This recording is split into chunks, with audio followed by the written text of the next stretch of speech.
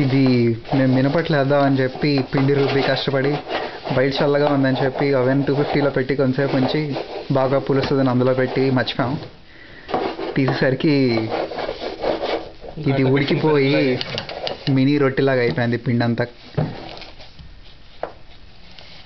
ఇలా ఏమీ కదలకుండా ఇక్కడంతా ఇక ఇలా పెంచి పెట్టేసి ఇలా అయిపోయింది. సో ఇప్పుడు విజయ్ దీన్ని ఈ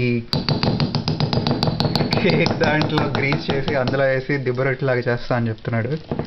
సో చూద్దాం. అలా వేస్తే ఎప్పటికి పడుతుంది? అంతగా చెప్తే dirty and put my hands in there.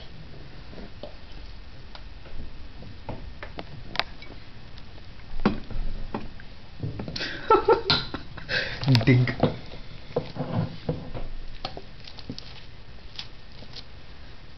వేడిగా ఉందిరా ఇంకా.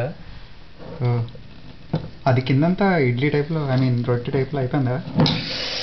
కాలింది కాలింది కాలింది.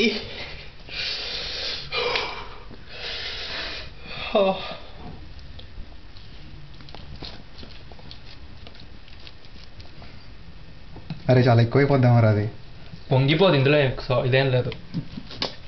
అంత పిండి వేసి దిబ్బ రొట్టె ఏం చేస్తాడా? ఎందుకు చేయడు, మనం చేస్తాం.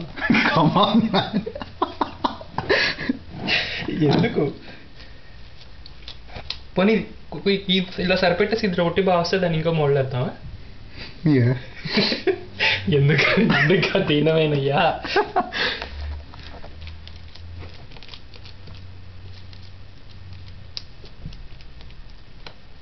అది నీకు ఉడికినట్టు తెలుస్తుంది అది చేతికి. అలాగే పెడదాం లేకపోతే కొంచెం నీళ్ళు వేసి పెడదాం? అది ఆల్రెడీ కొంచెం ఉడికిపోయింది. ఓకే వేద్దాం అంటే వేయచ్చు. నిండా మూడు నడుస్తా లేట్ అని.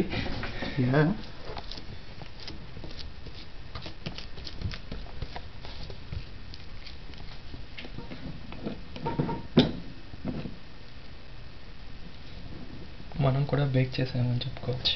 ఏదింటి మిద్దె రొట్టె? యా. ఇప్పుడు దీని మీద ఏమైనా టాపింగ్స్ వేసుకోవచ్చు కాదండి. బేక్ చేసిన తర్వాత వేస్తారు టాపింగ్స్. ముందే వేసుకోవచ్చు టాపింగ్ చేసి. చాక్లెట్ చిప్ దిబ్బ రొట్టె. చాక్లెట్ చిప్ కాదు, దీనికి ఇలాంటి వాటికి కారం టాపింగ్స్ అన్నమాట. అవును, కారం ఎప్పుడు వేస్తాం? యాక్చువల్లీ ముందే వేసేయచ్చు. ఎక్కడ కలుపుతాం? దీనిలో వేసేస్తాం. ఆ కారం పైన టాపింగ్ కారం ఉంటుంది, దాన్ని కొరుక్కొని తింటాం. దాన్ని హాఫ్ చేసి హాఫ్ హాలపినో హాఫ్ గ్రీన్ పేపర్ వద్దా? యాక్చువల్లీ అలా ఇటువైపు అంతా కారం, ఇటువైపు అంతా చీజ్ వేద్దాం. చీజా? తొక్కేం కాదు, లైట్ తీసుకో కావాలంటే. ఓకేనా?